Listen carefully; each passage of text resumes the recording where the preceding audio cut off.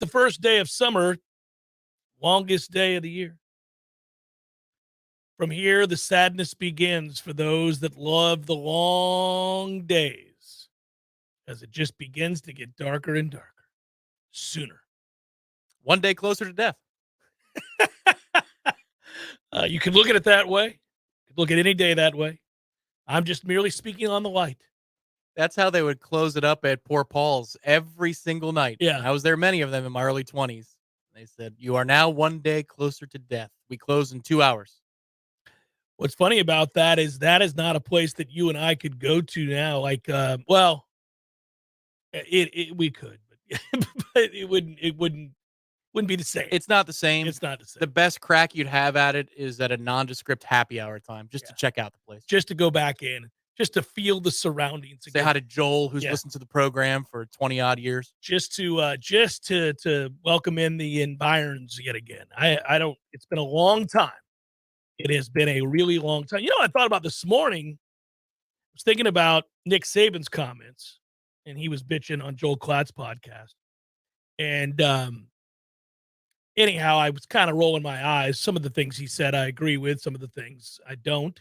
That's fine. I'll touch on that in a second. But I was just thinking about it. It's really when you're talking about his complaints regarding whether or not Alabama should have been in the playoff, because he's referenced the fact that Vegas would have had them favored over 3 of the teams that made the playoff. Of course, that's not how it works there, Nick. Results on the field do have to have an impact. They have to matter. But I have more thoughts on that later. I just wanted to point out, after this year, and this is the downside to expansion of the playoff, after this year, it really doesn't matter. You will never again worry about the rankings. You will not worry about the polls. Because if you're really worried that you're, currently sitting at 15th, you're not real good. You're good, but maybe not real good. I know it's a different set of worries. It's not the same sort of thing, though. When there are 12 spots and you're sitting at 13th or 14th or 15th or 16th and you're thinking you're not going to get in, you're not going to do much if you do get in that situation. Yeah, you're not going to hear Nick Saban crying about this situation. No. Hopefully we never have to, but if we are, then we have to take stock of why we're complaining here. Yeah. But, think about how long you've been watching college football. It is an imperfect system. It always has been. It is not a meritocracy. There's always been controversy from the time you started watching college football right up until the present. And pretty soon that ends. This, you could argue, is the last of that controversy. Now, the committee is still going to be involved in a way that we don't like. We don't love the committee, although people hated the BCS and they clamored for some sort of committee. I think the playoff spot should be determined by the BCS. I liked that format. I was fine with it.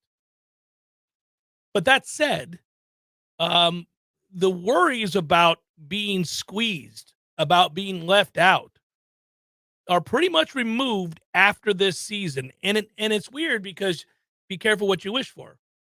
That's an element of college football that led to great intrigue for most years. I didn't like it at all times. I will tell you this, if you want to go way back before you were born, and when I was hardcore getting into college football, watching what played out with BYU or watching what played out not long after you were born with Colorado and Georgia Tech was absurd.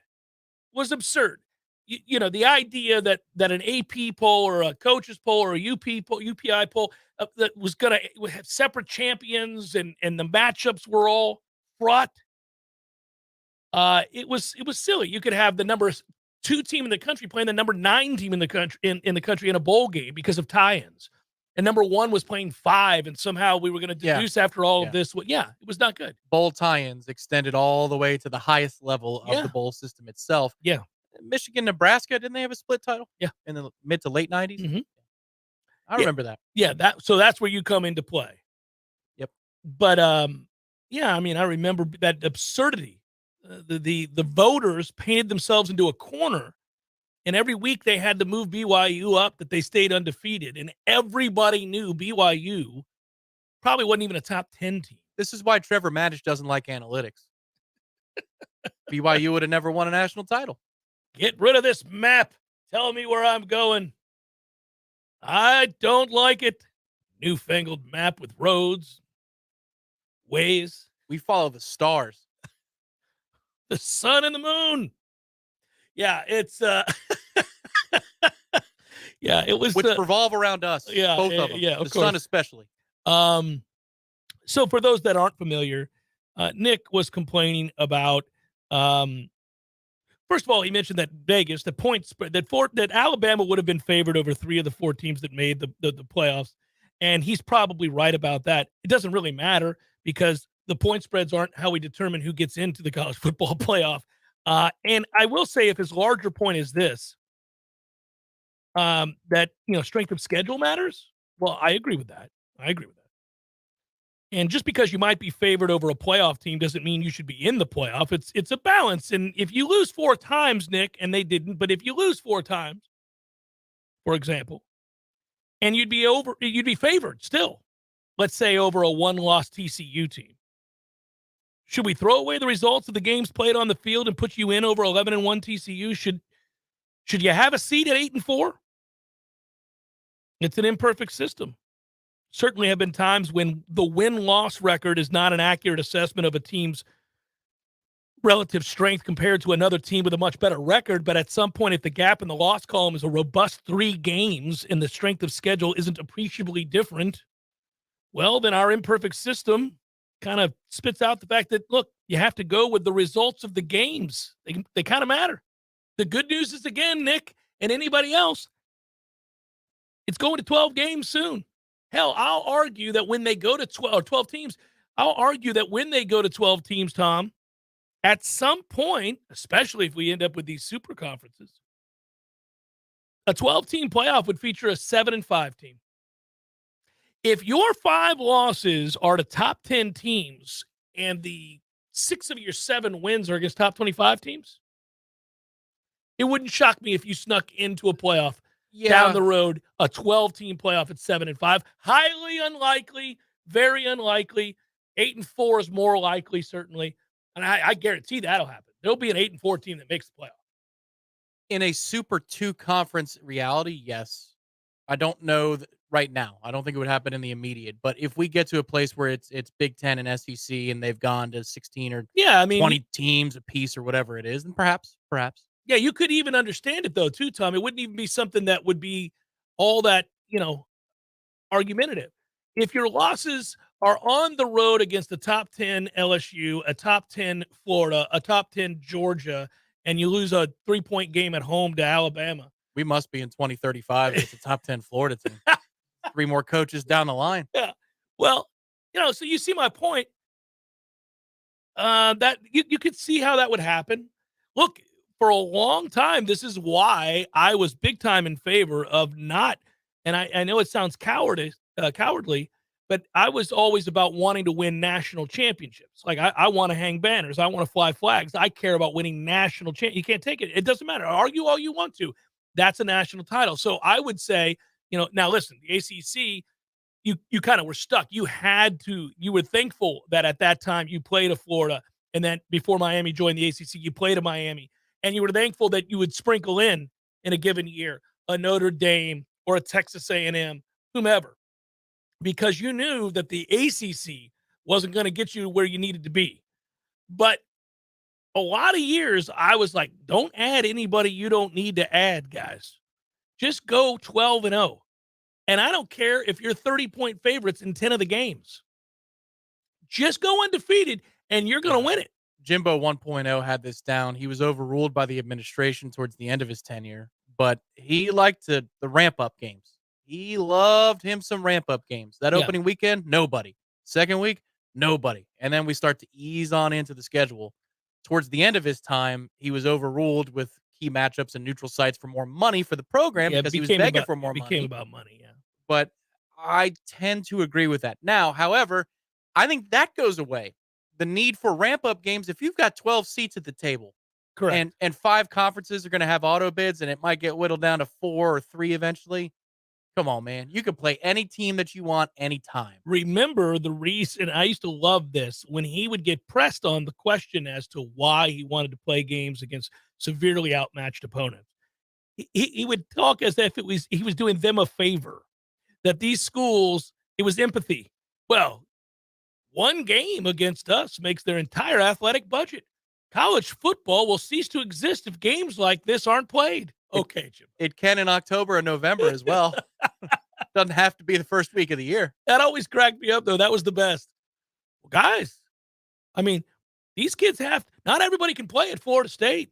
Not all the athletes are good enough to play at a place like Alabama or Florida State. They got to have other places to go, and those other places have to have a means by which to fund their football program. And playing a game like this does exactly that. So it was it was great. 77-0. See all the good we're doing these kids? That's right. It's like I told you. Like I always say. Yeah. If it was a different. You've never said that before in your life. Yeah. It's not a word. And the things in which we do, that was always my favorite. That was just there was always the non sequiturs, we're like, what are you talking about? The way we go about the things in which we do. Yeah. That's just like the things in which we do. And what? No, what are you talking about? Say it. Use your words. I used to say that to my children. Use your words. It's ammunition. It's a way to make a point. You can express yourself using your words. I can't understand you when you're speaking gibberish. Use your words. Well, if it was Bryce and he was asked, why don't you play big name teams in week 1? He'd say, I don't like it. I don't like it. I don't like it. Yeah. Fair enough. Understood. He doesn't remember doing that. It was a great stage in life that I'll always hold on to. I remember calling you and telling you that he had developed a habit when he was told he had to do things that he didn't want to do, and he was repeatedly told and then emphasized that he had to do it. I don't like it. I told him that also I would say to my wife, I don't like it. But we told Mary and Steve we'd be there. Oh, I don't like it. I want to sit here. Then I didn't use my words. And I was just grunting. Stomping around the room. It's ridiculous. Why do we do this? You only get one Saturday a week. We got to spin it with Steve and Mary. Yeah. Let's use the weeknights. Yeah. Utilize the weeknights we already deem as annoying. Just pick a Tuesday or a Wednesday. Nobody likes those days. Let's go over there then. Just add to my sorry-ass Tuesday. That's fine. What do I care? Don't mess up my pristine, kick-ass Saturday that I've already plotted in my head. But you're not doing anything. That's right. That is right. We're not doing anything. That's the goal. That is how we are. We're doing nothing. And we're going to love it. It's going to kick ass. You know why? Because it's precisely why we don't like Tuesdays and Wednesdays. We have to do things on those days. It's required. We've got to feed the kids. We've got to make money, so we go to work. We got to do all these things, but not Saturday. Everybody fends for themselves, and we sit around like sloths, unless we're on vacation. Where we sit around like sloths. No. You're a doer on vacation? On vacations, we do. Scott writes, hey, guys, I love your show and listen almost every day. A disagreement to what was said yesterday. I don't care who is signing elsewhere. I want players who want to wear garnet and gold. Totally trust Coach Norvell. Go Noles. Yeah, you do, Scott, until you don't. It is annoying. I get it. It is annoying to watch Florida rack up over a 48-hour period a hell of a lot of big-name recruits, including a stud defensive end. Because, we're not exactly recruiting defensive end all that well. So all I'll say is 2 fingers to my eyes, 2 fingers back to you on the Florida State staff when it comes to recruiting. Am I panicked? No. Are yeses coming soon that will change our outlook on recruiting? I believe so. But we'll see. We'll see. Also, the thing I'd say in this day and age, and I don't think it's brand new because of NIL, but there aren't as many kids out there who want to wear garnet and gold for the reasons that you would like them to wear garnet and gold. An Not how it undying works. love for the Yeah, program? that's not a thing. No. For most recruits, most of them, and that was a thing before NIL. They come to love the university after they are pitched a very, very good and sound reason to come to the university. There are some legacies, and there are some kids who have been fans of the university forever, and that's going to happen. Maybe if you got a 20 kid class, that might account for what, 3 of them, 4 of them. The rest of them is what have you done for me lately, and I'm going to use you so you can use me. It's also why Yeah, it's a little troubling that Florida and Billy Napier got wins over Florida State, over Georgia, over LSU, over Tennessee, over Penn State, over Michigan in the recruiting war that just transpired over the weekend. They haven't done a damn thing. There is no evidence that Florida is on the cusp of winning games. There's nothing to woo those players to not go to Michigan, who just made the college football playoff, to not go to LSU, who just won the West, to not go to Florida State, who just beat Florida and is going to be preseason ranked top 7. There's no reason for them to have won those battles, and I get why it elicits ire and concern. to me, it screams of somebody behind the scenes who said, "I don't like it. I'm done with it." We'll see, right? Either way, that's winning a battle. Yeah. Several of them. Several of them. You smoke or get smoked. I keep saying it. Let's find out if we smoke. Be all right. You sure? Moderately confident. Yeah. I think, look, man, that cycle, I get NIL can maybe retain a kid or two that would definitely jet. But this reminds me of a cycle we've been through recently, and Miami has been for 20 odd years, which is you are kicking ass in the summer before the season starts, sometimes as early as the spring before, the winter before. And then the results play out on the field, and you watch that recruiting ranking go lower and lower. I agree. And the lower. games will be played, and they will change the outlook for both programs and certainly the mindsets of players looking to play big-time college football in this state. If Florida goes out this year, Vegas has them at 5.5. I took the over on that. I think Billy Napier is a good coach. You're going to argue, well, he had NFL players on his team last year, and they didn't win games. Got it. It's his first year. He inherited a nightmare. We'll see what happens. I have belief that he'll win. I hope I'm wrong. I'd like him to fail. I'd like to happen to him what I was afraid was going to happen to Mike, which is if you can't get out of the quicksand in time, no matter your strength and your ability, at some point you sink and it's too heavy. You can't get out from under. So if they lose this year, no matter if Billy Napier potentially is a good coach or is a good X's and O's guy or is whatever people want to paint him as who think he's going to win long term, they may not have the traction necessary to get out. Yeah, I think if he was wise, he'd message to the kids like Mike Norvell did 2 years ago, these recruits for 2024, and say, "Hey guys, this ain't gonna be pretty this year. That's why we're recruiting you. We're shooting for 6 wins." But if he's speaking 8 and 9 and 10 win seasons into those kids' Well, ears, then he's pulling a Willie, and that's a mistake. yes, hey now, they'll be gone by October if that's the case. Yeah, I don't know what he's saying.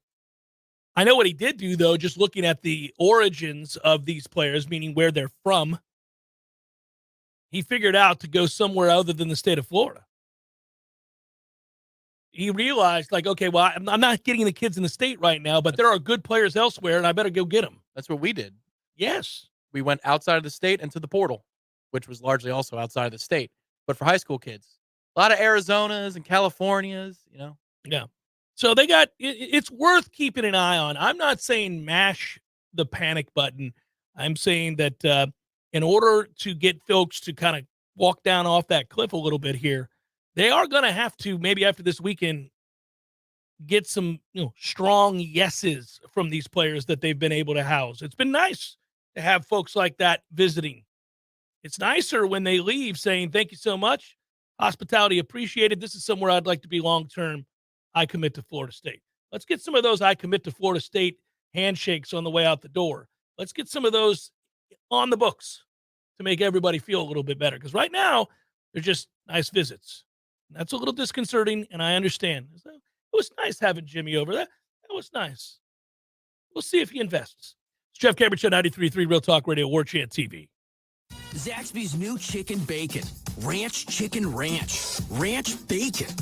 Chicken bacon ranch bacon. Loaded fries. Sorry, Cheese. You're important too.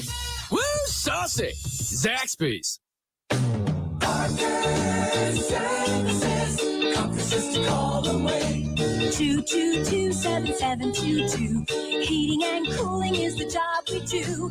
Parker Services, conferences to call away. Invest in a Peak Performance membership and you'll buy peace of mind in knowing that you're extending the life of your system and probably saving money on your power bill too. The program includes comprehensive tune-ups that keep your system running at its maximum efficiency. And Peak Performance members get many benefits, including priority service. Members jump to the front of the line when their comfort system fails. And a 15% discount on all parts. The Peak Performance membership pays for itself over and over again. Call today and have peace of mind. Florida license number CMC 050334. Parker Services, conferences to call away. Parker Services, conferences to call away. Hi, I'm Stephanie. Some people call me Paul because I work at Paul's Termite and Pest Control. Everyone that works here will proudly answer to the name Paul. One of the things I love about my job is that I get to help people fix their problems every day. If you have pests in your home and you're like 99.9% of the people I deal with, you want them gone, not tomorrow, but right now. It always puts a smile on my face to hear the reaction of a customer when I tell them we'll have someone out there in a couple of hours. At Paul's, I get the privilege of making your environment safer and more healthy for your family and pets. And because Paul's provides a same-day service guarantee with minimal wait, we get to begin the process right after I receive the call. If you live in Leon County and call us by noon, Paul's Pest Control will be out by 5, guaranteed. We're a local company, and it's our mission to help keep Tallahassee area customers comfortable and free from the problem that pests bring. And we do so with treatments that are friendly to our environment for the elimination of termites and any other pests. And a greener lawn, too. Call Paul's. We'll get them all. Discover the taste of Peru at Café de Martín and El Bar, a one-of-a-kind culinary and cocktail concept created by classically trained chef Martín Araujo. Con amor y pasión, with love and passion, Café de Martín is a fine Peruvian dining experience in an approachable, comfortable, cultural-rich space built for creating memories to last a lifetime. Enjoy happy hour daily with a full bar, handcrafted cocktails, beers on draft and bottle, paired with a selection of Peruvian tapas like crispy fried yuca with house-made huancaína sauce, carefully selected charcuterie boards, a selection of fresh ceviches, and so much more. It's Café de Martín and El Bar. Escape to Peru, a country of great culture, beauty, and food right here in the capital city. Café de Martín and El Bar on Capitol Circle Northeast in the Esposito Shopping Center. Open daily for lunch, happy hour, and dinner. Online at cafedemartin.com. Clean, renewable energy means fresher air, healthier residents, new green jobs, and a stronger, more resilient community. How we get there is up to you. Share your input today to help shape the Tallahassee of tomorrow. Take the Clean Energy Survey at talgov.com. We all want more energy, more strength, more results. Well, welcome to Orange Theory Fitness as you take a step towards feeling more alive today. Backed by science, Orange Theory's heart rate monitored workout is scientifically designed to keep heart rates in a target zone, spiking metabolism and increasing energy. Orange Theory Fitness is a one-of-a-kind group personal training workout resulting in more energy, visible toning, and extra calorie burn for up to 36 hours. Experience a more vibrant life today with Orange Theory Fitness. To find out more, go to orangetheoryfitness.com. Welcome back to the Jeff Cameron Show, sponsored by Legendary Home Loans, a mortgage experience designed around speed, simplicity, and customer service. Before you buy your next home, contact our friend Shannon Young with Legendary Home Loans.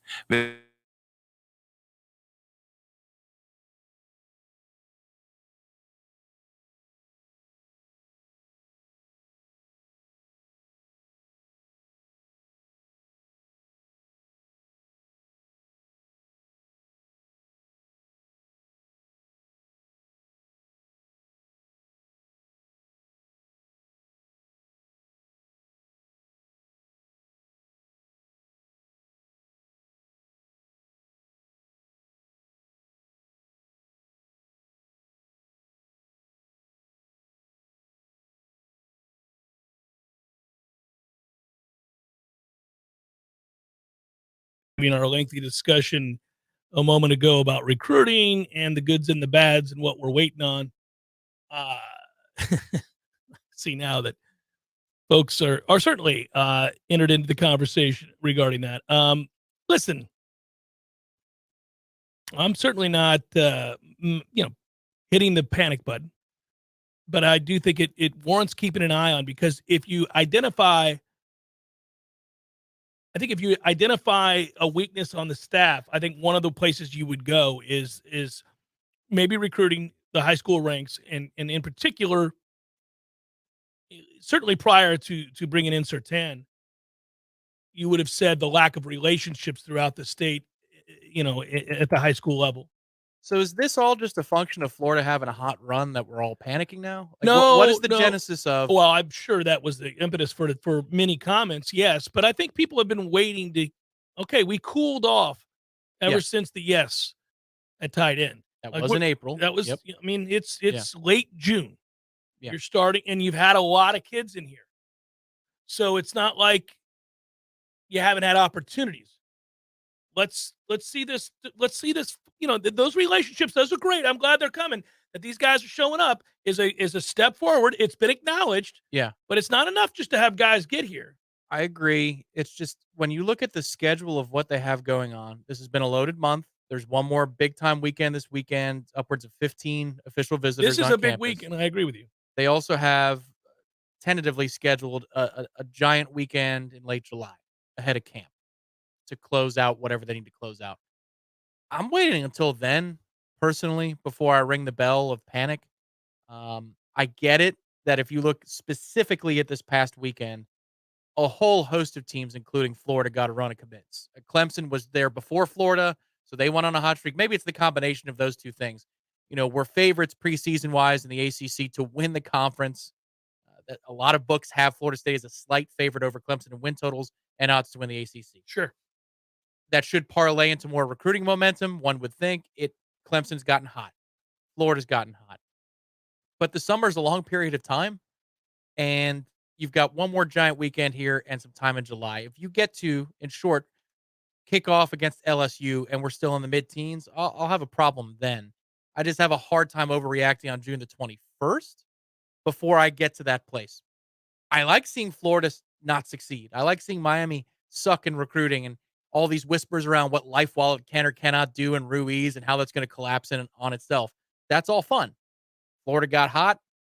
I don't know that their 12-game resume is going to allow them to keep what they think they have now. We got mad when we had false hope and we lost people in December. Now we're getting mad when we don't have enough yeses in the summer. I'm going to wait till camp starts before I start going 2 fingers to my eyes, 2 fingers back to you, to the coaching staff, because the kids they are getting on campus are at a completely different level than they were even just a year ago. And I've acknowledged that and pointed to that as evidence that they have taken a huge step forward. I agree with that. It is not all bad. I'm just saying it's also understandable that because there are those amongst us in the fan base that aren't real sure that this group is an elite recruiting group, that the staff is not littered with elite recruiters, that we cast a jaundiced eye over there and we're saying, come on, man, let's go. You've now got evidence. You finally have something to point to. And we should get some yeses because of that. I wasn't expecting you to be landing the world's greatest class fresh off a 5-7 season. I didn't expect you right away. And they didn't even get the benefit of the new car smell because of COVID. I got all of that. That's fine. But at some point, then we need to see this cashed in, the success on the field. And that they aren't getting as many of those commitments just yet as one would expect. With all of the positive momentum that they've received fresh off a 10-3 season, and also the way they've been written about, spoken of, and the prospects of this upcoming year, you'd think it would add up to a little bit more fruit in recruiting. And it may still. I'm just looking at, I just looked at the industry rankings on Three's composite, essentially. It's their version of it. And if you look at average blue chip rating, star rating, whatever, we're top 10 at present. I know that we're sitting in the industry rankings around 13, give or take. Kid can commit 10 minutes from now and it changes the way that's organized. But teams like LSU and Notre Dame and South Carolina that are in front of us, yeah, they're in front of us, but they've got 16, 17 commits. We've got 11. I get it. We want to be in the upper teens and we want to have as many good players locked in as possible right here, right now. I get the immediacy of it because momentum is a thing in recruiting. I also believe that to be a fact. But as we get some of the yeses that I believe are coming, you're going to leapfrog 2 and 3 teams and still have 5, 6 spaces left to fortify your position. So I think what you're looking at right now is a top 10 class, but we want it to be a top 8 class, a top 5 class. Top 5 class when you're operating at peak efficiency, and they can get that. It's a fair ask. Go 11-1 in the regular season, win the ACC. You'll finish perhaps with the top 5 class. I think, Tom, to answer your question directly, people can look on the board and see Georgia or see Ohio State and see Alabama, and to an extent, certainly Southern Cal and even Michigan, who just went to the college football playoff a year ago and has played really well the last couple of years.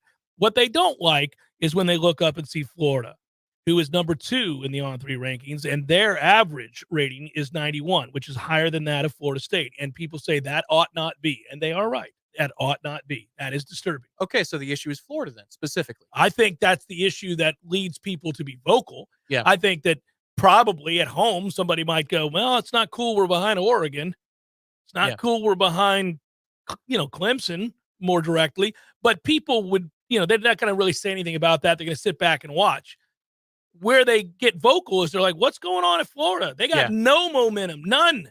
Right. Why are they 2 with an average rank of 91? Yeah. Okay. So if it's Florida issue specifically, I understand that argument. If it's about where you place relative in the top 15 or the top 20, right? Top Okay, 10, that's different. Yeah. I want to see how this plays out a little bit longer. But Ryan, somebody that we know, a friend of the program now, we would say we met him last year in New Orleans. Yep. And in Tallahassee subsequent.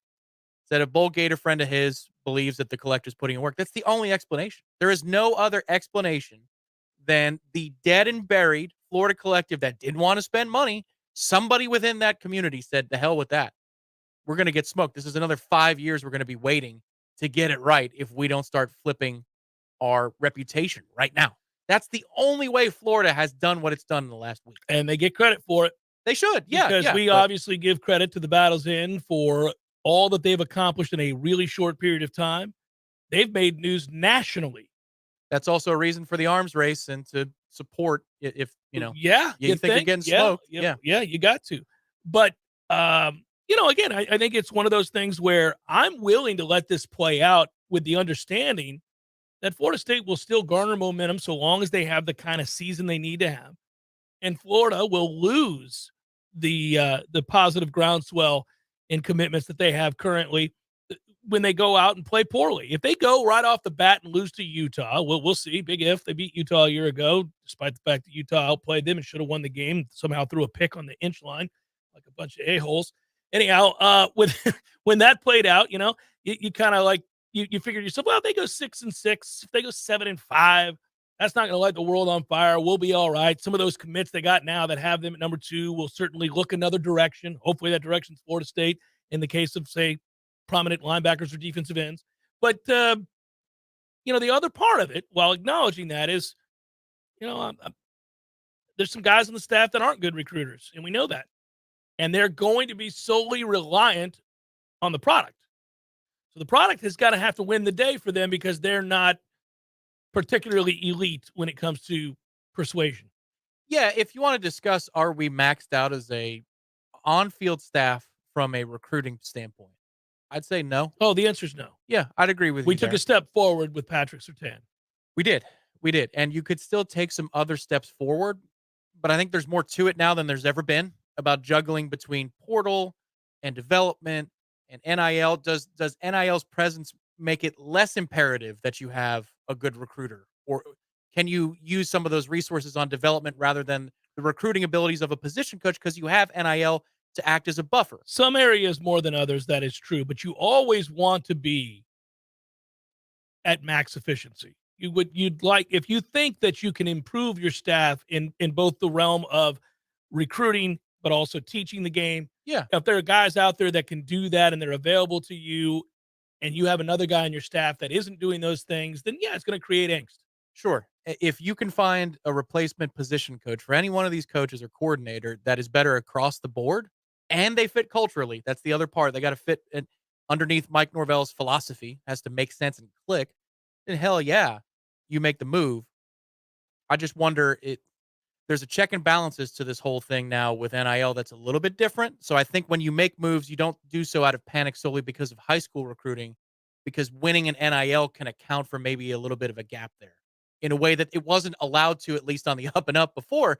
And the other thing I'd say is I'd recycle an argument we used against ourselves. This is us talking against Florida State a year or two ago, which is you can have an NIL presence, but if somebody's offering about the same kind of money and they're not good, the kid doesn't have to worry about coming to Florida State and Mike Norvell getting fired, but they would have to worry about that with Billy Napier in Florida because they just went 5-7 or 6-6 again, and their schedule in 2024 is not getting any easier.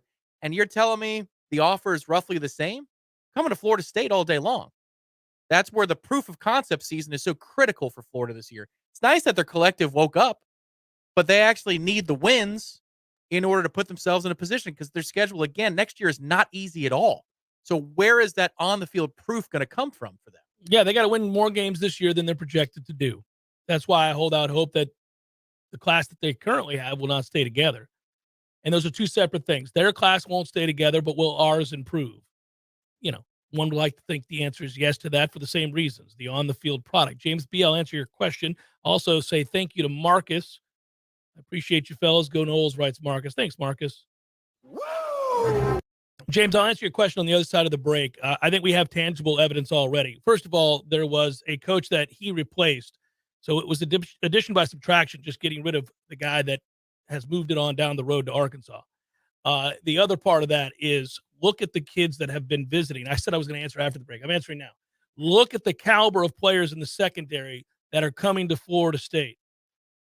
I mean, you're seeing 5-star kids. Florida State is resonating with players in the secondary. And I think that is a direct result of Patrick Surtain. And others. I can't give him all the credit. But I think you have a viable recruiter with an elite reputation and certainly was a great player. He's got a lot of tangibles. Played in the NFL and starred in the NFL, coached in the NFL, coached in high school, in the state, won state titles, is a guy that has relationships in the fertile South Florida area that has the elite recruits we want in the secondary. And they're visiting here, they're coming here, they're registering as, hey, Florida State's on my radar. I think that is, again, because of Patrick Surtain. Jeff Cameron Show, 93.3, Real Talk Radio, Warchant TV. Your local news now. The Tallahassee City Commission has been taken to court by a man alleging commissioners have violated state law for failing to fill vacancies on the city's Code Enforcement Board. The complaint filed in Leon County Circuit Court last week asked the court to demand commissioners fill empty seats on the board or explain why those actions haven't been taken. Nicholas Warren said he applied for an open seat on the board in July 2021. The seat still has not been filled and 3 more seats opened up as of June 1st of this year. In response to the complaint, a circuit judge issued a motion ordering the commission to respond within 60 days. The Kearney Center is accepting donations for their annual Beat the Heat campaign. The campaign's goal is to provide relief for those who are homeless in the Big Bend. Items including water, sunscreen, bug spray, and other essential items can help fight against summer heat. Donations will be accepted through the end of June. Donations can be made on Kearney Center website or can be dropped off at the center Monday through Friday. This is Rachel Anay with your Real Talk 93.3 local news update, brought to you by Macklemore Systems, Tallahassee's go-to Mac store. Check them out online at MacklemoreSystems.com. This is meteorologist Paul Trombley with your Real Talk 93.3 weather update. Scattered thunderstorms likely this afternoon, otherwise overcast. High of 85, winds out of the south, 10 to 15 miles per hour. Scattered thunderstorms again tonight, lows level off around 71, overcast skies. Scattered thunderstorms likely tomorrow, highs level off around 86, cloudy skies with a few peaks of sun. This report is brought to you by The Lawn Johns. For all your landscaping and lawn care needs, visit thelawnjohns.com. Right now, 77.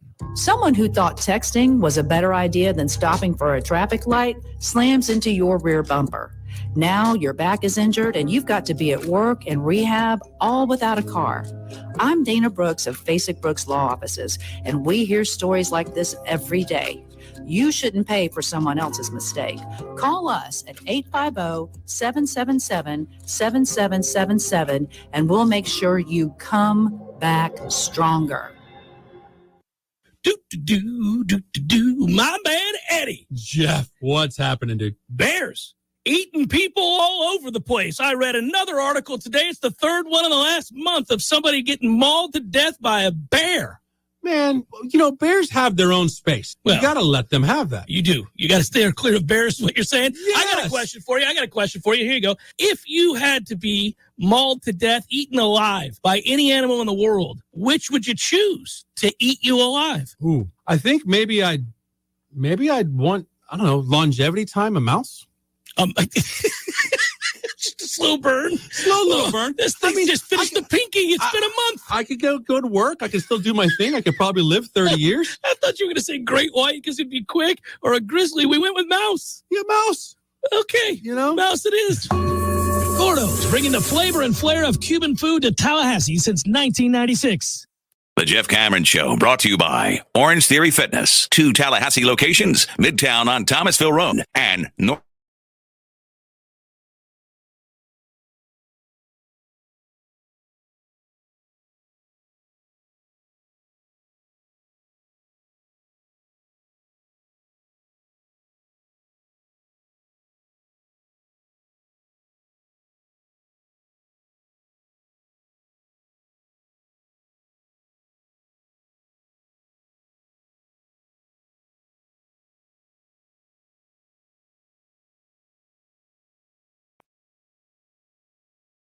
Never happens right in the dead of night when I'm going to bed. That's what I want it to do when I'm going to bed. Not in the middle of the afternoon when we could be golfing.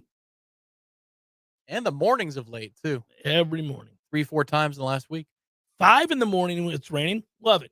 Love it. Nothing like pouring coffee to the sounds of rain as you sit down to begin your readings for the day. Hey, got the news over here, got the sports over here. I'm going to read a little bit about this and a little bit about that. Maybe 5 pages, 10 pages from the book I'm currently reading. As it pours down rain and my family sleeps and the dog is at my feet, this is a good day. I feel like smoking a pipe. But then, the day's got to get going. Getting screwed over. I'd say 80% of the meetings we've had in the last week, or live shows, anything that requires a Zoom function or an in-person meeting, we've had concerns about the power going out. That's what it's been like here. Had a hell of a run. I mentioned this last week, and somebody emailed me, and then I had a second follow-up on Twitter, so I'm going to answer the question. Why do I hate Rob Manfred? He's an idiot. The commissioner of baseball should not routinely make a fool of himself every time he addresses a subject within the game publicly. He has many times in recent memory referenced statistics incorrectly, almost like he's winging it. Sort of a politician lying to the assembled press and then is aghast when somebody has the temerity to point out the falsehoods in their statement. Last Thursday, it was no surprise, I think it was Thursday, it might have been Friday, that he botched a layup. And I love these things because Tom and I talk about PR firm, Jeff Cameron Show PR firm. These are easy. I love watching to see how those that are adept at this sort of thing handle it. Or don't, or throw up all over themselves. It's the ones that are ultra smooth, and then there is, the Mito Pereiras of the PR world. Standing on 18th tee. Look at this guy. So he was asked about the A's reverse boycott. I don't know if you guys saw this. It's sad what's going on in Oakland. It's clear Major League Baseball wants the team in Las Vegas. Funny how times have changed. Now every sports league wants a team in Las Vegas. You got the NFL in Vegas. You got the NHL in Vegas. Major League Baseball is sacrificing Oakland to get to Vegas. And for years, we were told about the evils of gambling and how it could have a horrific influence on the integrity of the game. And now people can't wait to get a piece of that pie. This is where, if the PGA PIF merger is going to happen, let's see, it gets past the Department of Justice. Which I'm not thinking it's going to. It's a political hurdle, but they've got enough money and they've got enough lobbyists coming from different places. It might get pushed through. Yeah. At any rate, if it did, all of the other sports leagues now are going to say, "Oh, it's okay to take their money now." Okay, I see you working. Well, I think your concerns and the Department of Justice concerns, like we would have a much larger conversation here. Do we want all of our sports to be owned by the Saudis? I don't think so. Right. I don't think it's a good idea. They've already got a seat at the table. Not a good idea. It's a larger discussion. We're not going to have it right now. So back to this. 30,000 A's fans in the reverse strike, if you will, right? Protest. Showed up to that dump of a stadium in Oakland. And it is. And they wanted to make a statement about how much they love baseball and how badly it is they'd like to keep the A's. So Rob Manfred gets asked about this. And what are his thoughts on the reverse boycott? And this is his answer. He couldn't help himself. I'm reading directly. This is a quote. It was great. It's great to see what is, this year, almost an average major league crowd in the facility for one night. What a great thing. All right. So you are instantly going to mock a fan base. You're going to mock a fan base, by the way, who are begging to keep their team that's been there for 60 years. All right. Proud traditions in Oakland. And you're going to do it all the while knowing that you have a filthy rich owner who is the son of the Gap founders. Okay, so this guy's never had to work a day in his life, billionaire, and hasn't invested a penny into that decrepit stadium, that antiquated stadium, has done nothing to elevate the experience in Oakland, and then turned around as the stadium withered away and the amenities were nowhere to be found and blamed the fans for not coming. And you know that's what he's done, but because you want a team in Vegas, you would rather pee in their faces and tell them they're the problem than to address this issue seriously. Do you know what a layup it is when somebody says to you, what do you think about the 30,000, 40,000, 50,000 fans that showed up to this ballpark trying to show you how much they care about a franchise that doesn't care about them, an ownership that doesn't show that they care about them? You know how easy it is to say, you got to love the great game of baseball, and so many of those great fans in Oakland do. Unfortunately, the economics of this situation are such that it doesn't seem like it's going to work. We've gone through this for 5 years. We've been waiting on a new proposal from the city. We're trying to find a way to make it work in Oakland. It just hasn't come to be. And right now, it doesn't look viable in Oakland, and I hate to see it for those fans because they have been great. It's tragic, but this is the business we're in, and there's opportunities in Las Vegas. However you want to say it, you could meander any direction you want once you acknowledge that those fans are great fans. It's the easiest thing in the world to do. And he couldn't do that. He had to mock them. He had to laugh at him, spit on him. He's an incompetent commissioner, and he got bailed out by people underneath him who told him, you know, something that might help baseball? Speed it up. Let's speed it up a little bit. Let's see if we can get some more folks. Who is that, Larry David? That's what it sounds like. Hey, Rob. Here's an idea for you. Let's speed it up, pal. Speed it up. Move it a little faster. Well, I mean, it's pretty interesting. The average game time this year in Major League Baseball is 2 hours and 40 minutes. We're now well into the experiment, Tom. I think we now know that it's a winner. It has worked. And some of the rules changes have led to, higher batting average, all that other stuff. Like, things have worked. Average attendance this year is up. For the first time in, and I just pulled it up to be sure, 1, 2, 3, 4, 5, 6, 7. First time in 7 years, they had a blip on the radar where it was barely up in 2015. Prior to this year, it was down, down, down, down, down, down, down, up, down, down, down, down, down, down. Sounds like a contra code before you start the game. Up, down, down, left, right, left, right. So Ira knows this from me. He's down in the Trop right now, watching the Orioles play the Rays. Next Friday night, I'll be at Citi Field watching the Giants take on the Mets. And usually around the July 4th holiday, my wife and I will go to one game. And we want to do dinner late in the city after. We want to go to the game, have a snack at the concession stands. You don't want to eat a giant meal ballpark food. No thanks. So we would used to have to make a decision around the 6th or 7th inning, which is, do we cancel the 10 o'clock dinner reservation or do we get on the subway and go eat? Now you could schedule something for 9:45 or 10 o'clock. Yeah. And you could feel pretty good about that choice, especially if you get the express train. But it's just amazing. You have a whole new half an hour to 45 minutes to play with. And that's just a one-off situation. But I can tell why attendance is up because parents could take their kids and know that they're not going to be there until, till midnight. Well, I think you have a couple things here. You have that, and the other thing about the game, which we were interested to see if it would happen, with more balls put into play. It's a slight jump right now, not as up as you'd like to think, and that's because the dominance of arms these days it just continues to swell. You have more and more guys that can throw 101, 102 miles per hour. It's amazing. But you know what else has changed slightly? And that is the exit velocity of balls put in play. Guys have figured out the right way to train year round. And they are crushing baseballs when they put them in play. Doubles are way up. Home runs are up.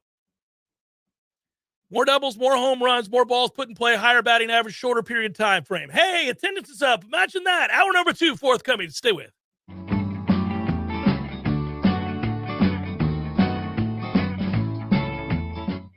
Been considering getting a new hot tub or upgrading your existing hot tub? Now's the absolute best time to do it. Hot Spring Spas has the jets on full blast, and the prices right now have never been hotter. You can find huge savings at Pinch a Penny Pools and Spas, and we mean huge. For a limited time, you can get up to $5,000 off in instant discounts and rebates, plus 60 months no interest financing for qualified buyers. You heard that right, $5,000 in discounts. And that's not all. When you buy a hot spring spa from Pinch a Penny Pools and Spas, you'll get a free consultation to determine the best placement in your yard for installation, a free accessory of your choice, and install can be completed in just a matter of days. It's the most aggressive rebate program that's ever been available to buyers from Hot Spring Spas. So stop by Pinch a Penny Pools and Spas on Greer Road today to check out their 12,000 square foot showroom with over 50 hot tubs on site.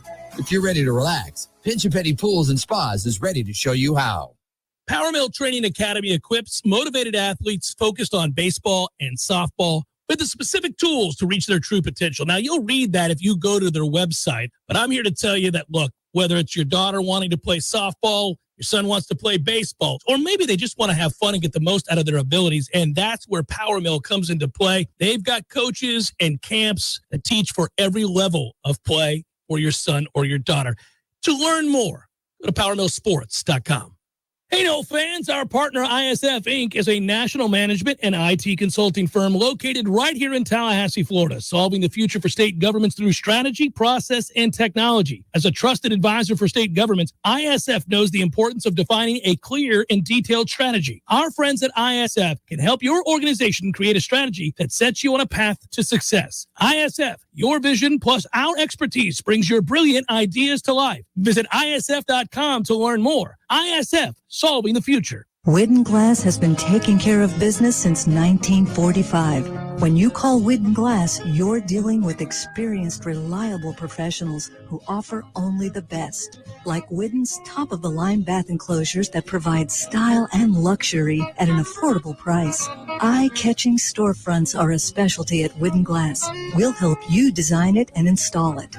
Widden Glass, the first name in glass replacement. Call 222-5781. There's fun to be had every night at the Corner Pocket. Take home prizes on Trivia Tuesdays and Beer Bingo Thursdays. And kickstart your weekend with Martini Fridays. Plus happy hour runs every weekday and game day specials every time the Noles take the field. Watch all the best games at the Corner Pocket's Vegas Wall, featuring 560 inches of flat screen TV heaven. Oh, really? The best food, the best drinks, and the best place to watch all the games. Tallahassee loves the Corner Pocket. Coming up next, more of the Jeff Cameron Show. Live and local on Real Talk 93.3. WVFT, Greta, Tallahassee. The latest betting odds and line movements from Vegas. This is your action update. Now here are your latest lines from our guys in the desert. Florida Gators take it on the TCU Horned Frogs of the College World Series today. TCU advanced for the win yesterday over Oral Roberts. The Gators are one win away from the championship series. The Gators are the $2.30 favorite today. TCU plus 176, 11.5 flat the total. Florida plus 180 to win it all. The Tampa Bay Rays, $1.40 home favorite against Baltimore today at Tropicana Field. The Rays have lost 3 straight. Taj Bradley on the hill with the Rays today. Tyler Wells for the Orioles, 8 under the total. Atlanta Braves plus 105 at Philadelphia minus 115. Sign up now for your free VSiN subscription at vsin.com/subscribe. For more sports betting news and information, go to vsin.com. Mike Son at Real Talk 93.3. Gentle with the nail trimmers. You mustn't nip the quick. Short-staffed, Marco needs to fetch some help now. The poodle has to look like a bear. Scruffy to fluffy. He needs a groomer that will be the bark of the town. Please hold. Has anyone groomed a chinchilla before? Indeed can help him hire great people fast. I need Indeed. Indeed you do. We instantly connect you with quality candidates whose resumes on Indeed match your job description. Visit Indeed.com/credit and get $75 towards your first sponsored job. Terms and conditions apply. If you're hiring, it can feel like trying to find a needle in a haystack. You can hope the right person comes along, or you can just use ZipRecruiter. Like Marco, president of operations at Telly Tires and Auto Centers. ZipRecruiter helps me find all the right people, even the most difficult jobs to fill. See why 4 out of 5 employers who post a job on ZipRecruiter get a quality candidate within the first day. Now try ZipRecruiter free at ZipRecruiter.com/free. ZipRecruiter.com/FREE. A cup of Joe, Java, brew, go-go beans, brain water, liquid lightning, wakey juice, whatever you call your cup of coffee, you're missing out if it's not Grassroots Coffee. At grassrootscoffee.com, you'll find an easy way to order the best roasted coffee beans available. It's very simple. Choose the blend you want and how you want it ground, and the bag you receive will have the date your beans were roasted and packaged on it, all written by hand and signed by the roast master himself. You'll know that's as fresh as it gets. You can get Grassroots outside of your house also at some of your favorite restaurants in town. Next time you're out to eat, try asking for Grassroots Coffee by name, because there's a good chance they will have it for you. And if you own a business, Grassroots Coffee has options to stock your break rooms with all the productivity powder your team needs. Plus, like some other options that you'll find at work, Grassroots Coffee actually is a part of our community. Get to grassrootscoffee.com today and get yourself a treat. Some locally owned, locally roasted, and locally loved Grassroots Coffee. Someone who thought texting was a better idea than stopping for a traffic light slams into your rear bumper. Now your back is injured and you've got to be at work and rehab, all without a car. I'm Jimmy Fasig at Fasig Brooks. We hear stories like this every day. You shouldn't pay for someone else's mistake. Call us at 850-777-7777 and we'll make sure you come back stronger.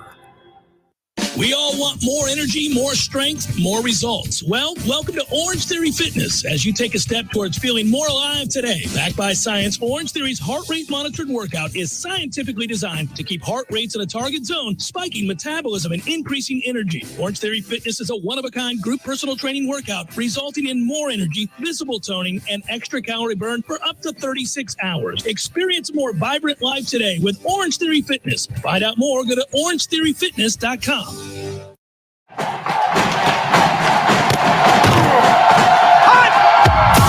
Broadcasting live from Florida's capital city, this is the Jeff Cameron Show, brought to you by Orange Theory Fitness on Real Talk 93.3. Now, stop what you're doing and listen closely. It's time for the Jeff Cameron Show in 5, 4, 3, 2.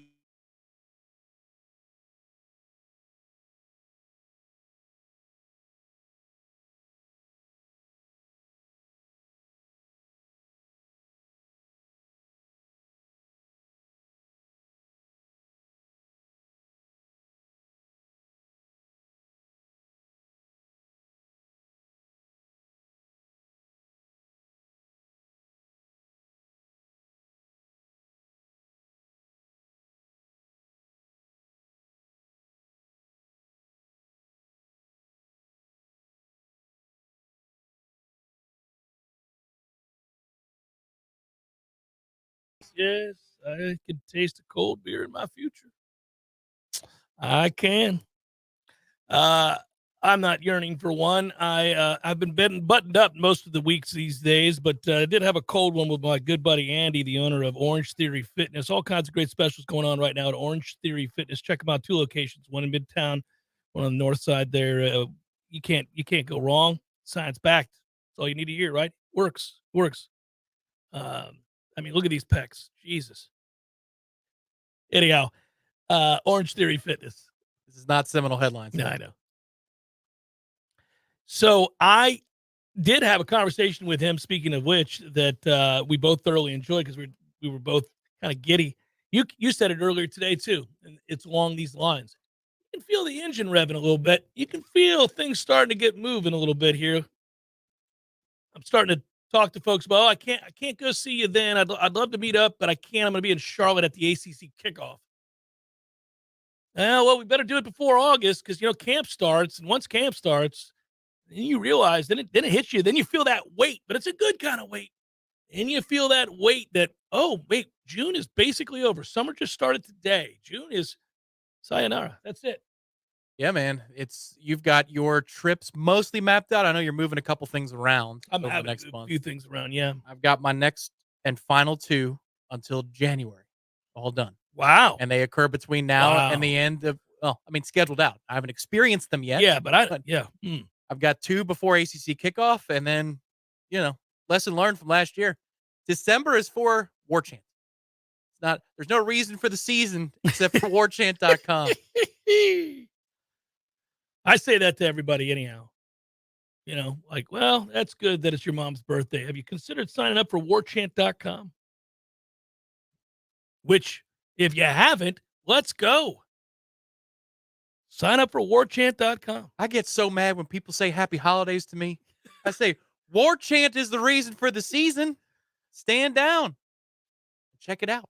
I was looking at flights. I want to surprise my kids and doing like you get a discounted flight, something weird out of nowhere, and you come home, you're like, hey, it's $100 to fly to Alaska this Friday at 2 p.m. only. Let's go to Alaska. I seriously do that. You know how the airlines close? You ever been close to pulling the trigger? Yeah, well, I flew to Washington, the state of Washington, and then drove through Idaho into Montana, and we did that on Alaskan Airlines. And so now I'm in their system. So, you can't. So you buy a ticket to anything, anywhere, you're now in that place's system. Even if you didn't sign up for the emails, you're going to get them. And then you have to unsubscribe. And I forget to unsubscribe and all that other stuff. So I rather like that Alaskan Airlines is forever letting me know, hey, if you were thinking about going to Fort Lauderdale to Seattle this weekend, we got you for $109. You're like, well, that's like almost free, guys. We could be in Seattle on Friday. Pretty cool. That's not bad. Let's workshop. We got to get down to Fort Lauderdale, but we could. That's for the golf tournament this year. We gave away golf balls, JCS logo golf balls. They are awesome. Those are really cool gifts. So I get cold emails, so to speak, from the guy who sold them to me at golfballs.com. And they have the best intros. Like, for example, pulling up last week's. Tom, the U.S. Open was a rousing success at Los Angeles Country Club. Did you know that Peter Millar is now offering logo gear? Put your custom logo on Peter Millar golf gear. Thanks for the Open. As you know, the U.S. Open was a rousing success at Los Angeles Country. You're right. You know what, sir? You are correct. What else do you have to say? Hey, so I'm going to move on from this very quickly because it is all over the news and I've already grown weary, even though I understand it's a sensitive deal because it involves people dying. But, on this show, Tom, well, they're not dead yet. We don't think. They may be dead. Who knows? The folks that are in that submergible there by the Titanic, that's a toughie. I'm fascinated by people's deaths and how they meet their maker. This is right up the alley of the show. It is so perfect, though. I mean, man, what a sorry way to die. Because you wanted to get a closer look. I'm not blaming anybody, but you wanted to get a closer look at the Titanic.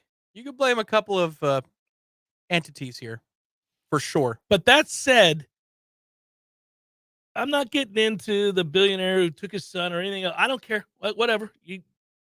Choices. But what I'm saying, Tom, is that there's a combination of the way that they're going to die if they're not dead already. It's tough to take. Nobody wants to drown. Nobody wants to see their death coming. Oh, you got a whole mix of that. Nobody wants to suffocate. So even if you don't drown, let's say you're going to suffocate. Nobody wants to freeze to death. Freezing to death isn't good. Nobody wants to sit around thinking about how their death is looming, and they're going to get plenty of opportunities to do all that.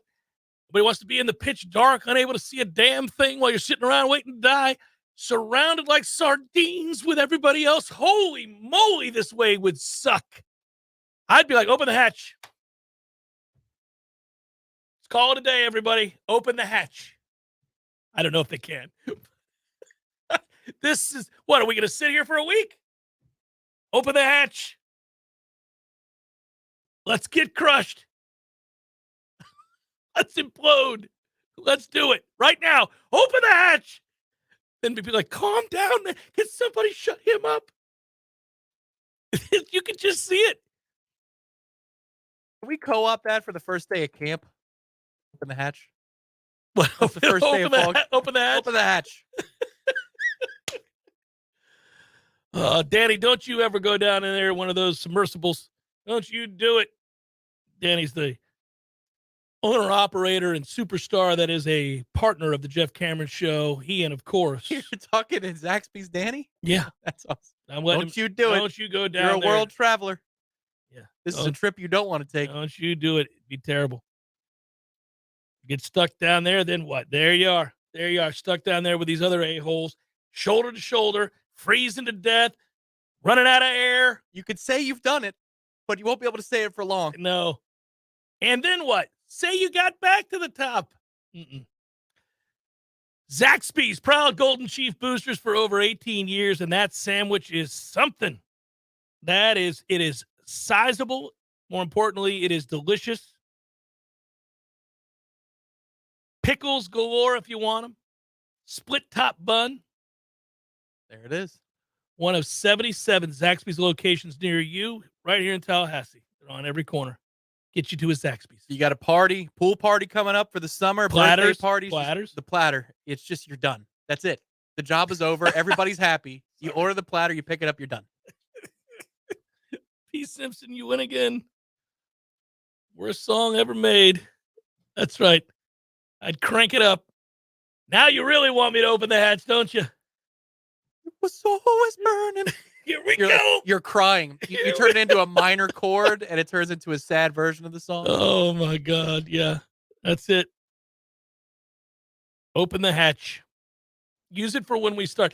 Anyhow, I'm already tired of that story. Promo code open the hatch. That'll be good. We'll use it for something. We'll do it. Maybe we'll have some shirts to give away or to have people buy. You know, if you get had a discount like for open the hatch. The hatch of a sub opening up. Yeah. And you got half of your cartoon head smiling, poking out. Oh, that's a good shirt. Yeah. Open the hatch. Open the hatch is right, though. I'd be like, guys, they're not finding us. Would you buy an open the hatch They would have shirt? already found us by now. This is ridiculous. On the chat, Twitter, would you buy an open the hatch shirt? Maybe we could launch one. Would you rather be in that thing, just sitting there waiting to die, or floating on the surface out in the middle of nowhere by yourself? Honestly, I'm going to go, I'll keep the hope alive. In the submersible? In the submersible. There is no hope on the surface. You're done. So we can fly over. Nah. Needle in a haystack. I just need to fire up that Logitech remote control so that I can get back to the surface. Yeah. With the game controller. I always think like the people that are floating out in the ocean. Oh my God. I'm transfixed by the USS Indianapolis. You can read every account. It's crazy. You survive the explosion. You survive the oil all over you. It's burning. And now here you are. You've made it. What have you done? You would have been better off getting blown to bits. Now you're just floating in the damn ocean waiting to get eaten by a shark for days while you watch your friends get eaten. And you get to hear them scream. No, sir. Rather hear them scream than we didn't start the fire. All right, so since we've been a little bit off the rails to start the hour, I'll keep it here, off the rails. All right. I got asked this question on Twitter. It is a Jeff Cameron Show PR firm special. The best part of the story isn't the story, which is a good story, and it makes you laugh. But the best part of the story is this quote from the dude who got busted. This guy might be a sociopath. He's certainly not an expert in PR. Headline reads, husband of Stephen F. Austin women's bowling coach quits after his affair with a student athlete. All right, okay, here we go. Here we go. Now listen to this carefully, Tom, so you can hear from which the quote derived, right? It matters. This is incredible. We've gone to solo cam. All right, here we go. An assistant women's bowling coach at Stephen F. Austin is out of a job after the university discovered that he cheated on his wife, who's the team's head coach. So he's the assistant coach. His wife is the head coach at Stephen F. Austin. Stephen F. Austin assistant Stephen Lemke opted to resign rather than be fired after the school learned of the affair with a student athlete, which led to a split with his wife. One would guess. Quote, Was it a 7-10 split? Well played, sir. He's not working here anymore, said athletic director Ryan Ivey. Okay. From a departmental standpoint, he had a choice. He chose to resign. The 38-year-old Lemke, who's married to the head coach Amber Lemke. So you have Stephen Lemke here, Steve Lemke and Amber Lemke. Now these two bowling savants. And how do I know that? They ruled a dominant bowling campaign for the last 3 years. 2 national titles and 2 runner-ups. They are an unbeatable team, just about. Patty Gasso and husband of bowling. The 38-year-old Lemke, who's married to head coach Amber Lemke, helped coach the team to 2 national titles, 2 second-place finishes before resigning. The couple has since filed for divorce, according to court records. The newspaper did not identify the student athlete involved, but reported that she was a member of the bowling team. Sir. Ivey said that although the relationship was consensual, Lemke and the student violated the university's relationship rules. Steve Lemke was reached for comment. Now, Steve, as the Jeff Cameron Show PR firm would advise here, we hang up the phone. We're not answering any questions. So he took the call. He took the call. He took the call. That's mistake number 1. You come to me for the JCS PR firm, and I'm telling you now, we're not taking that call, Steve. Nothing good can come from this call.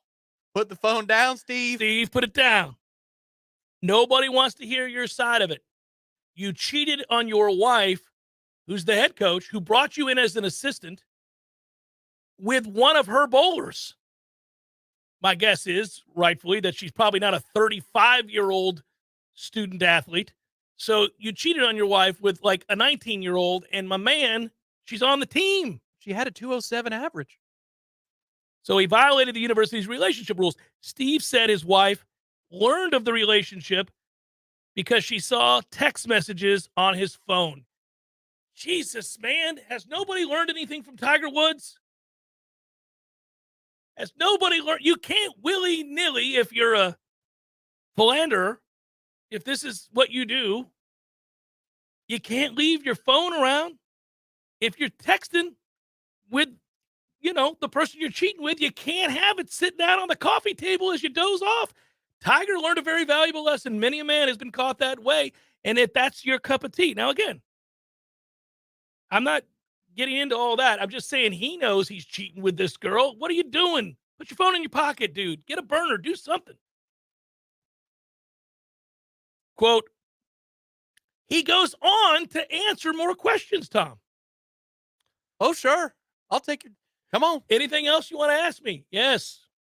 Were you aware that it was against university policy? Quote, well, I knew it was kind of a no-no. How casual is this guy? He wanted to get caught, Tom. Yep. My man left that phone there for a reason. He probably put it next to her side of the bed, right where the lamp is. Here you go. Ooh. Oh, what's that you're reading? I knew it was kind of a no-no. But there's not a rule. There's not a rule saying it can't happen. Wait, what? Yeah. He's arguing with the firing. He's now complaining about it. There's not a rule saying it can't happen. There's not a law. There's not a law saying I'm going to go to jail for this. Goes on. Continues to talk himself into this corner and says, look, there's nothing in stone. He wants to die on this hill. My man. He went on to say, I guess it's just an ethics code or something like that. I know the university frowns upon it, but there's no rule and no law has been broken. And by the way, I know my wife has been messing around with the Brunswick rep for years. So you're damn right. You're damn right I volunteered that information. Oh, I'm kind of coming over to this guy. I'm liking him. He's a scumbag, but he's like, I am who I am. What do you want to know? Yeah. It's like the drug addict who's like, yeah, I like cocaine. What of it? Well, I mean, what? No, I like it. I'm not hurting anybody. Okay. I choose it. Okay. I got you. It chose me. Yeah. What do you want me to do? I don't lie about it. You got any on you? So, I mean, like that.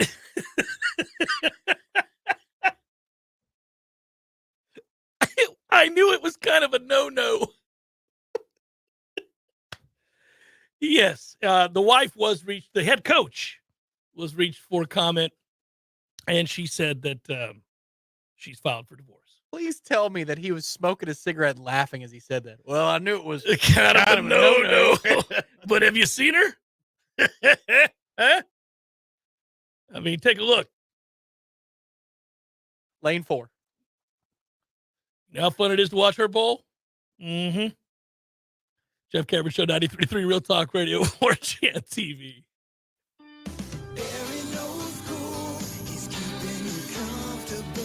This is Kyle, Service Manager from Barano Heating and Air. Schedule an appointment from your mobile device to learn about our Total Comfort Service Program. With guaranteed same-day service, 15% off necessary repairs, and $25 berry bucks to use towards air filters and other products. Turn to the experts at Carrier and Barano Heating and Air. Any day, anytime, anywhere. Online at baranoac.com. Florida license CAC 1816-186.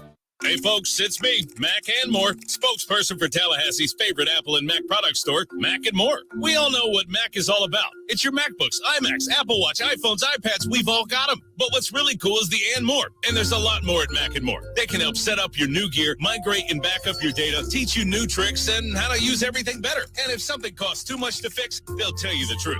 There's a lot more at Mac and More. See for yourself at macandmoresystems.com. Or you can take it from me, Mr. Mac and More. Honey, I just got a text from Dave. He wants us to come over for a barbecue. What's our excuse for not going? Oh, no need for an excuse anymore because Dave got a new girl from Hearth and Patio. Oh, thank goodness. Dave, we will be happy to join y'all this weekend, and congrats on the new grill from Hearth and Patio. My wife said she would bring potato salad.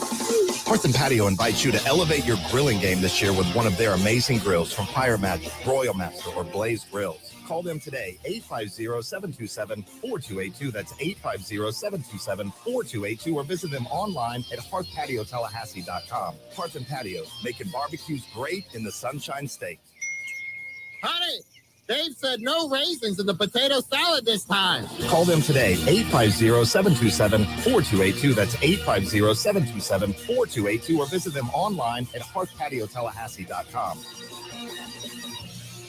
Discover seasonal sensations full of passion and flavor at Café de Martín and El Bar, a one-of-a-kind culinary and cocktail concept created by classically trained chef Martín Araujo. This summer, escape to your own Peruvian paradise in the capital city and experience handcrafted, colorful, refreshing cocktails like the Chilcano de Maracuyá, made with authentic pisco, mixed with lime juice, passion fruit, a splash of ginger ale, and bitters. Or enjoy a classic pisco sour made from grapes produced in the nutrient-rich lands of Peru. At Café de Martín and El Bar, everything is handmade from fresh ingredients con amor y pasión, with love and passion. From the moment you open the doors, you're immersed in the culture and transported to Tallahassee's only upscale Peruvian culinary experience, full of surprises with every dish and every drink. It's Café de Martín and El Bar on Capitol Circle Northeast in the Esposito Shopping Center. Open Monday through Saturday for lunch, happy hour, and dinner. Online at cafedemartin.com. This is Dr. Ryan Finn in Tallahassee. It's time to spring into health. Spring brings neck pain, back pain, headaches, and allergies. We have specific adjustments that can help with these issues. This is Dr. Shannon Lord. Don't let neck pain, back pain, headaches, or allergies stop you from enjoying the Sunshine State. Spring into action and make your appointment online at finnchiro.com. FENNCHIRO.com. That's FENNCHIRO.com. Remember, your chiropractor loves you, and there's nothing you can do about it. We all want more energy, more strength, more results. Well, welcome to Orange Theory Fitness as you take a step towards feeling more alive today. Backed by science, Orange Theory's heart rate monitored workout is scientifically designed to keep heart rates in a target zone, spiking metabolism and increasing energy. Orange Theory Fitness is a one-of-a-kind group personal training workout resulting in more energy, visible toning, and extra calorie burn for up to 36 hours. Experience a more vibrant life today with Orange Theory Fitness. To find out more, go to orangetheoryfitness.com. Welcome back to the Jeff Cameron Show, sponsored by Legendary Home Loans, a mortgage experience designed around speed, simplicity, and customer service. Before you buy your next home, contact our friend Shannon Young with Legendary Home Loans. Visit FSUHomeLoans.com.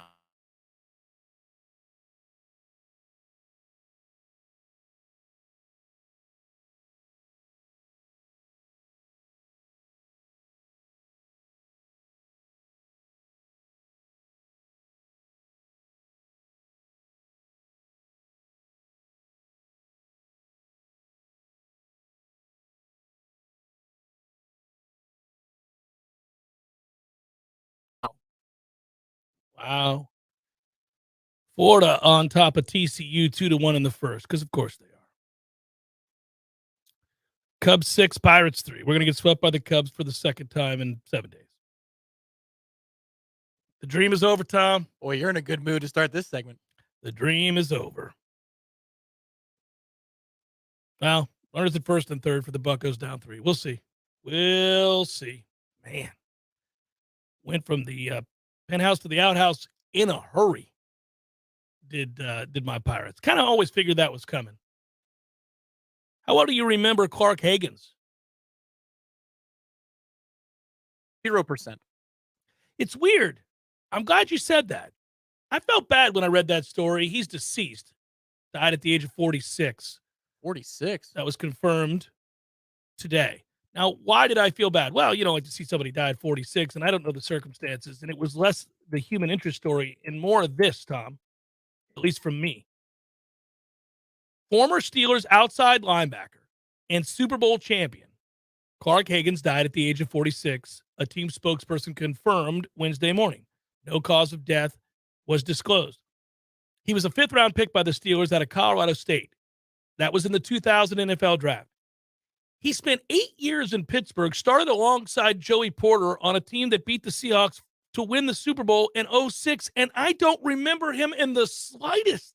He was a starter on the team that won the damn Super Bowl. One of the great Super Bowls in history. How do we not know that? No, that wasn't a good Super Bowl. Oh, sorry. You're saying Pittsburgh the Seattle and one? Seattle. Yeah. Pittsburgh and Seattle. You're thinking of the Patriots. He was on the Arizona team. On Yes. the other side of the Super Bowl, that was one of the greats. That's right. But neither of us remember him playing it down of football. And he was on 2 really good teams. One that, won the damn Super Bowl. He played alongside Joey Porter. How do I not know this guy? This is probably one of the in-the-cut players that when you're an NFC fan, you just don't know from the AFC. AFC? It's got to be. He had a sack in the game. Had 5 tackles in the Super Bowl. The one against Seattle? Yes, Matt Hasselbeck. No. I won't remember that. That was a forgettable playoff. It was a terrible game. And it was a terrible game. Also, that was the night I swore off Yingling the entirety of my life. Should have done that earlier. Well. But from that point forward. It was relatively early in the process, if you know what I mean. But he had a party for the Super Bowl. Every single keg had Yingling. Ugh. But my man, again, talk about feeling bad. I mean, we do this for a living. My man had 332 tackles, 32 and a half sacks, 12 forced fumbles, was on a Super Bowl winner and started for 5 years, and I don't know who he is. Again, unfortunately, he's deceased now, but good Lord, man, that rarely happens, honestly. Very rarely when we're in the world of sports do you'll see a name that you hadn't thought of in a long time. You might read a guy's name and you're like, oh my God, I hadn't thought of him in 18 years. He was a pretty good player for the Benito Dolphins. Santiago. Yeah, something oh like my God. Right. Every now and again. It does happen more with baseball. The other night, Jose Lean came up and I was like, oh my goodness, Chico Lean, the Pittsburgh Pirates. How about that? Hadn't thought about you in forever. I mean, it's weird how that happens. Yeah, there was a guy who's hired to be an assistant for the Rangers, New York Rangers, this week. His name's Michael Pekka, and he played for the Sabres forever and the Islanders. Very good player, good defensive forward. Right. So I like to play a game when I see a name that I haven't thought of in a while. Oh, man, he must have scored 400 goals and whatever. He scored 180 goals. He's just kind of a good, okay player, good defensive player. Yeah. Man, I thought he was a lot better than that. But that's what usually happens. You're like, oh, yeah. And if they have 4 teams they played on, you can name 2 at least. Right. Maybe 3. Maybe 3, right. Get a cup of coffee with the Chargers. Yeah. So I was, do you see this? I brought this up on headlines yesterday. I'm going to read this now for the JCS audience who didn't hear it. Corey was debating whether or not to miss the first day of school and take Brady to see the Angels play the Braves. And the thought being that, you're going to get to see 2 Hall of Famers, one for sure and one who's well on his way. And I said, no, take him to the game. Because it's not just that you're going to go see an all-star player. You're going to see, this term is used too much these days as a descriptor, but I think it's true in this case. You're going to see a unicorn. You're going to see something that you will never, in all likelihood, see again. And these are the stats. Tom's heard it, but here, for those of you that don't know this, currently, this is a list of the Angels team leaders. All right, you ready? Runs, Ohtani. Hits, Ohtani. Home runs, Ohtani. Walks, Ohtani. RBIs, Ohtani. Stolen bases, Ohtani. Batting average, Ohtani. On-base percentage, Ohtani. Slugging percentage, Ohtani. OPS, Ohtani. Wins, Ohtani. ERA, Ohtani. Strikeouts, Ohtani. This is ridiculous. You're never going to see this again. It's not the Triple Crown. It's the Bohica Crown. It's I'm the greatest baseball player to ever live crown. Like, good God, man. That's absurd. Leading baseball in home runs. Shohei Ohtani leads the Angels in runs, hits, homers, walks, RBIs, stolen bases, average, on-base percentage, slugging, OPS, wins, ERA, and strikeouts. I never really thought we'd see that again. I do wonder this, though, on a serious note. It'd be good. There have always been, and I can think of Buster Posey here and other athletes that have come through here. There have been baseball players that could do both, that could pitch and hit and could play multiple positions. Usually, by the time they get to the bigs, they're not allowed to do it. They'll get a spot start at a position that they've played in college or in AAA or AA before, but they're never really allowed to utilize their talents all over the field. And if you're in high school, if you're your team's best athlete, you probably pitched, you probably played shortstop, you probably, all those things, right? But you also probably ran track, probably played football, probably played basketball. Chances are you were all state in a couple of those things, right? When you're an elite athlete. But by the time you get to the bigs, they don't do it. The burden they thought over the years was too much. That's why it was always such a big deal that Babe Ruth's record in the World Series as a pitcher was impressive and that his ERA was impressive. But the bulk of why he's known is obviously all of the record-breaking offensive stats, because over time they stopped letting him pitch. They just let him concentrate on hitting. But we haven't seen, this is something to behold. The closest example, and it's not even close, is Rick Ankiel. Right, with the Cardinals. And Rick Ankiel came up, and he could really hit, and then he went mental on the mound, and he just had to turn into an outfielder. And I remember the playoff game in which he went mental, and he was just bouncing the ball over and over and over again. Against the Mets? Yeah. It was hard to watch, by the way. No, it wasn't. Well, but I'm saying watching a guy. He's a Cardinal, come on. I know, I hate the Cardinals, but watching a guy implode and forget how to play is hard to watch.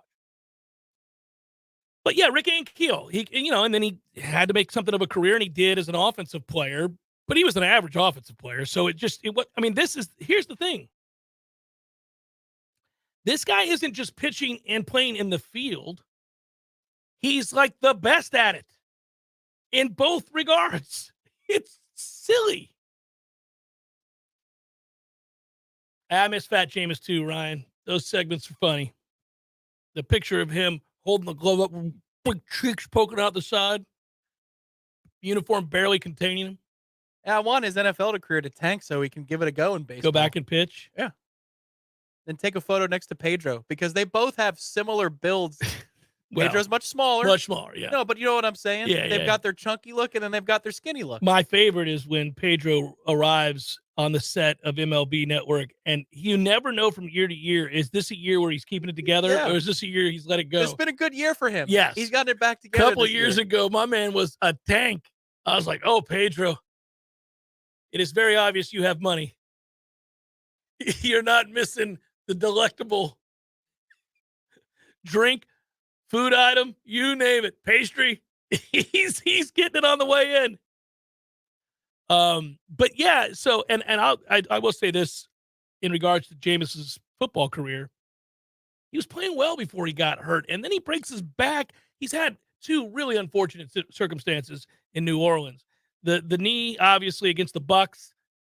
He was having a good season. Yeah. He'd cut down on all the turnovers. He was doing what they asked of him. He had that great fourth quarter comeback. He had some moments there where you got a glimpse of the elite level play that he's capable of. And then the broken back, what are you going to do? The question is, does he become the modern day Ryan Fitzpatrick? Where he just hangs around because the talent is there. He's smart. He's football smart for sure. Guy in front of him gets hurt. He goes on a 4-1 run, and he's the toast of the town. Takes over the job, goes 3-3. See, I think it's entirely possible that the curtain call for Jameis has yet to be played out. I know that he waved the white flag. You're right, P. Simpson, by taking that deal to be a backup in New Orleans. That was really strange. I thought it was too. But, when you've had back-to-back injuries, and prior to that, the thought was that you're exciting, but you turn it over too much. At some point, at that point, you're talking about back-to-back years where people were like, I don't know what I'm getting. So they weren't going to invest. But and I know, there's a good year in there. There's a couple of good years in there. He's going to sneaky get on somebody's roster in a year or two and win the job. There's also proper situation and a good second chapter of the career there, not just a moment. Right. Yeah. I think so too. But it's the NFL, and that's very difficult to find. A lot of good quarterbacks, a lot of good coaches get fired. Yeah. A lot of good quarterbacks never materialize. As long as he's not seeing ghosts, and I don't think he is. No.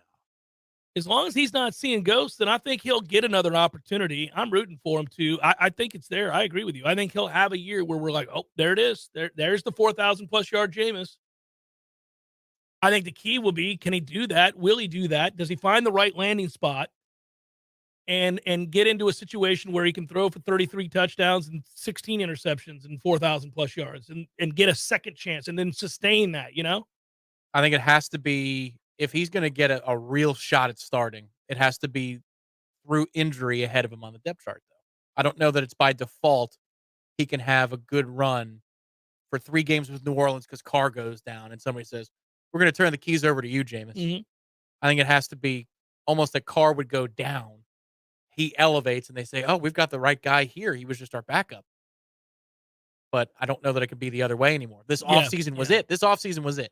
To have a 50-50 battle that they would turn to you for. I would have liked to have seen it. I would have liked to have seen it. But we'll see how this plays out. Jeff Cameron Show 93.3, Real Talk Radio, and Warchant TV.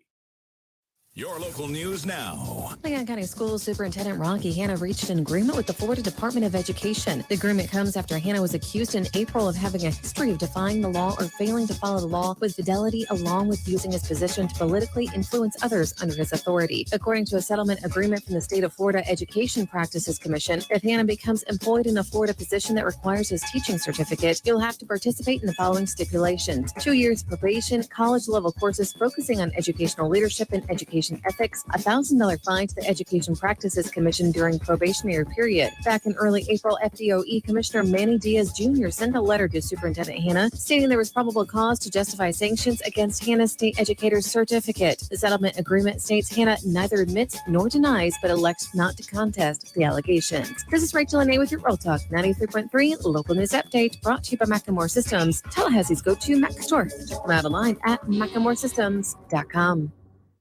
This is meteorologist Paul Trombley with your Real Talk 93.3 weather update. Scattered thunderstorms likely this afternoon, otherwise overcast. High temperatures reach up to 85, winds out of the south 10 to 15 miles per hour. Scattered thunderstorms likely tonight, lows level off around 71, overcast skies. Mainly cloudy skies expected tomorrow. Scattered thunderstorms likely, high temperatures reach up to 86. This report is brought to you by The Lawn Johns. For all your landscaping and lawn care needs, visit thelawnjohns.com. Right now, 78. Hey, no fans, our partner ISF Inc. is a national management and IT consulting firm located right here in Tallahassee, Florida, solving the future for state governments through strategy, process, and technology. As a trusted advisor for state governments, ISF knows the importance of defining a clear and detailed strategy. Our friends at ISF can help your organization create a strategy that sets you on a path to success. ISF, your vision plus our expertise brings your brilliant ideas to life. Visit ISF.com to learn more. ISF, solving the future. My man, Eddie. Jeff, what's happening, dude? Bears eating people all over the place. I read another article today. It's the third one in the last month of somebody getting mauled to death by a bear. Man, bears have their own space. You got to let them have that. You do. You got to stay clear of bears, is what you're saying. Yes. I got a question for you. Here you go. If you had to be mauled to death, eaten alive by any animal in the world, which would you choose to eat you alive? Ooh, I think maybe I'd want, I don't know, longevity time, a mouse. Just a slow burn. Slow burn. This thing just finished the pinky. It's been a month. I could go to work. I could still do my thing. I could probably live 30 years. I thought you were going to say great white because it'd be quick, or a grizzly. We went with mouse. Yeah, mouse. Okay. Mouse it is. Gordo's, bringing the flavor and flair of Cuban food to Tallahassee since 1996. The Jeff Cameron Show, brought to you by Orange Theory Fitness. 2 Tallahassee locations, Midtown on Thomasville Road, and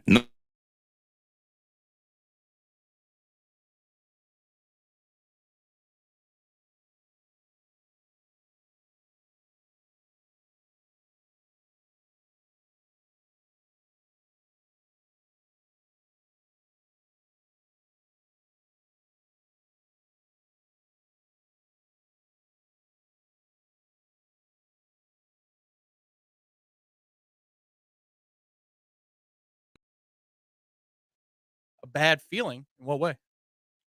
I don't know why. It just feels like it's going to be exceptionally warm, exceptionally humid, really annoying.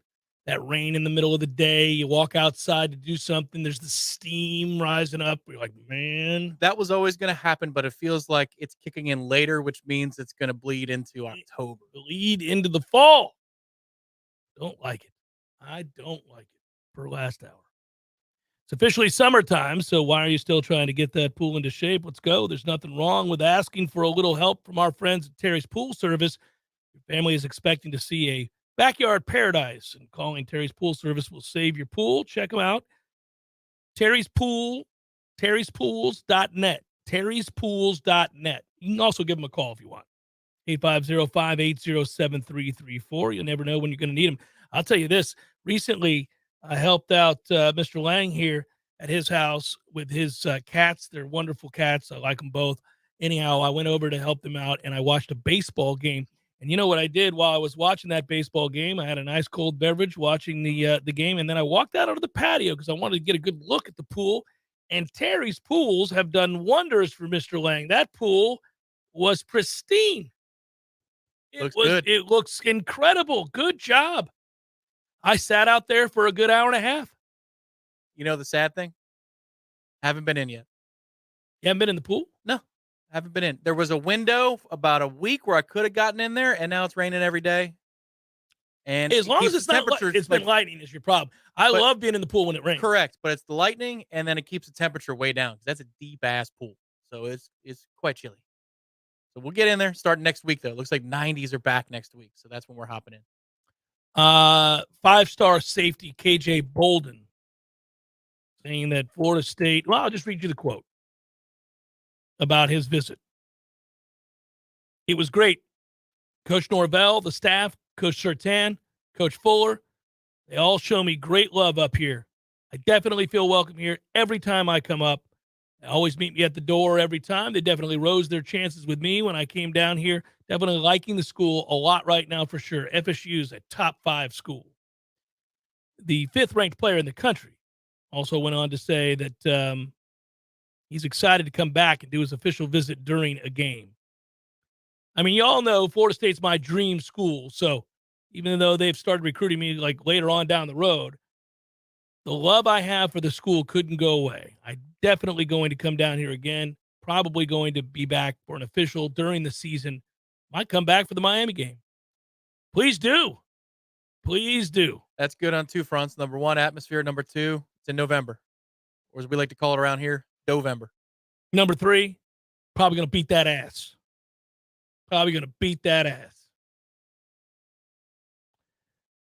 Everybody's excited for the season. I'm very excited for the season, and we're all looking to that LSU game. But I got to tell you, it never is lost on me when we're on the cusp of beating Miami yet again. This would be for a 3rd straight time, and that would be a new streak. This is a streaky series. We have a lot of payback to commence with. 45-3 was just the start. The manhandling, the ragdoll throwing and humiliating. The Chris Macking. It was just criminal what was done to Miami down there in front of those fans who were eager to hit the exit midway through the 3rd quarter. All hope was indeed lost. There were no comebacks on this fateful night. You're going to sit there and take this ass kicking is what you're going to do.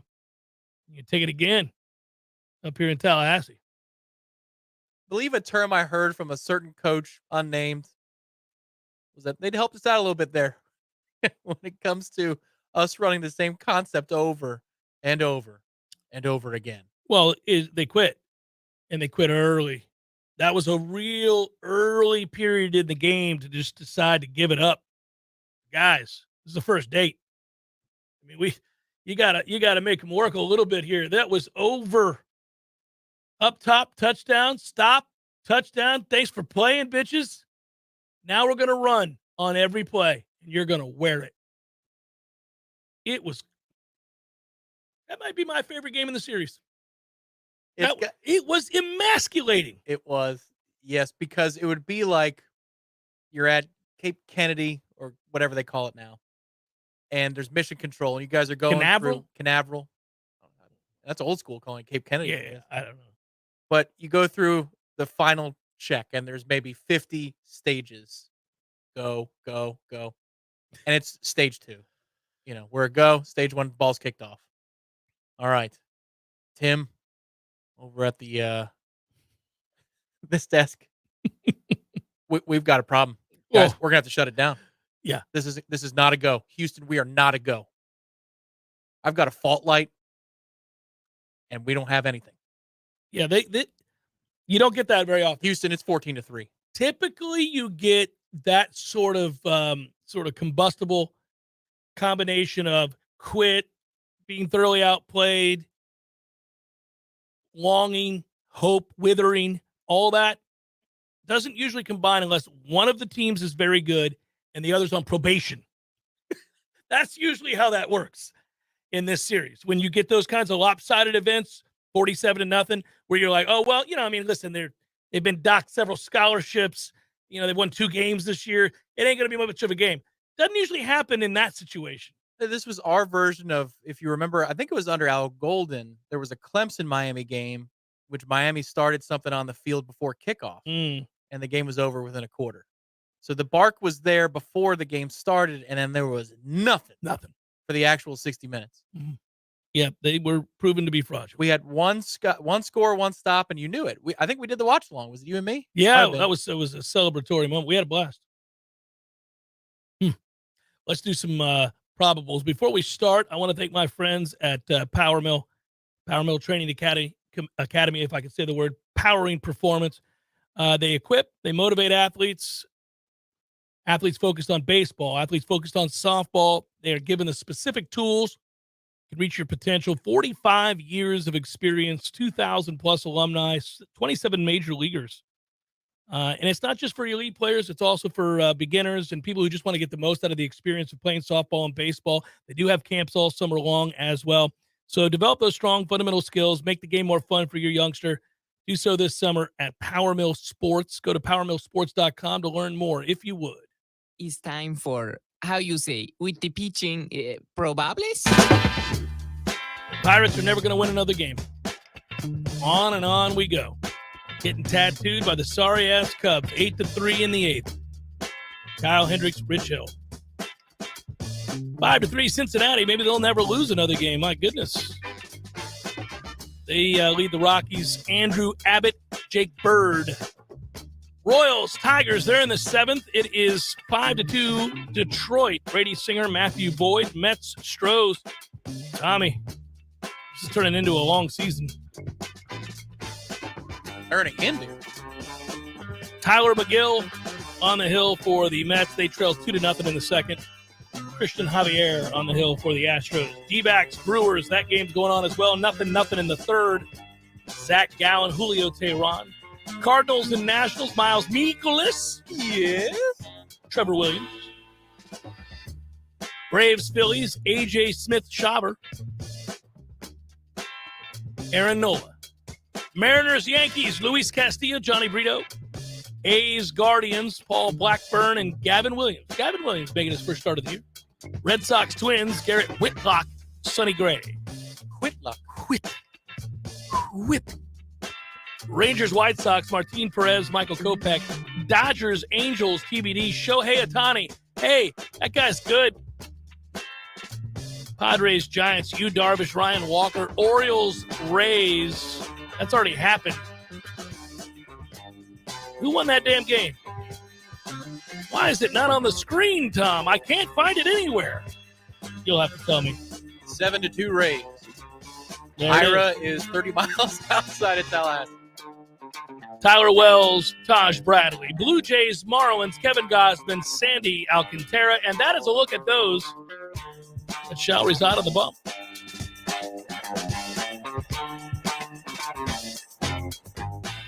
It's a 2-2 ball game in Houston. Tied it up. Oh, hey. Noel Dad, when does Robbie Ray pitch again? He's done for the year. Robbie Ray! Hey! Yeah, done for the year. Didn't Clemson beat them 59-0 that day? You may be right. I think that's entirely accurate, yeah. Those are wonderful moments. Those are wonderful moments. But 45-3 in their place in prime time.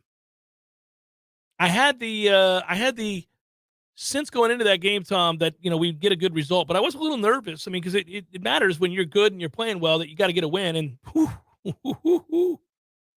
that was like 2 wins right there. Is what that was. Dalvin Cook, grateful for his time in Minnesota.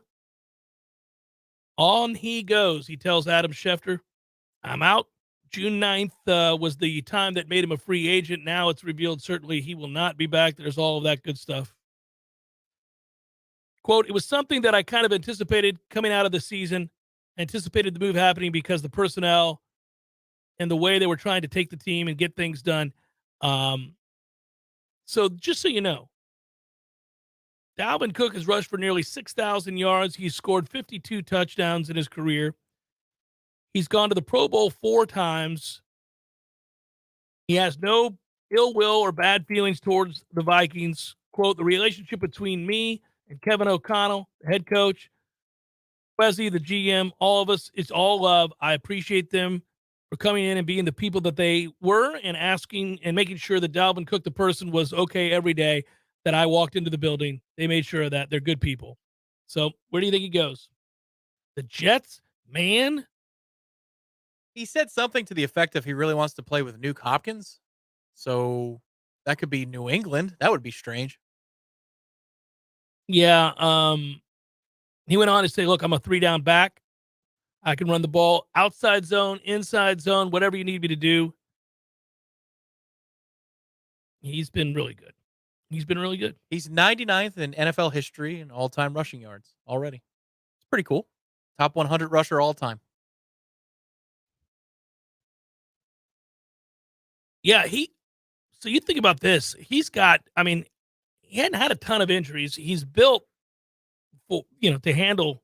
I mean, he has had injuries. I shouldn't say he hasn't had injuries. He's had injuries, but nothing devastating. Nothing where like, oh man, it's been a year and a half. Dalvin Cook's been rehabbing this. Not like that.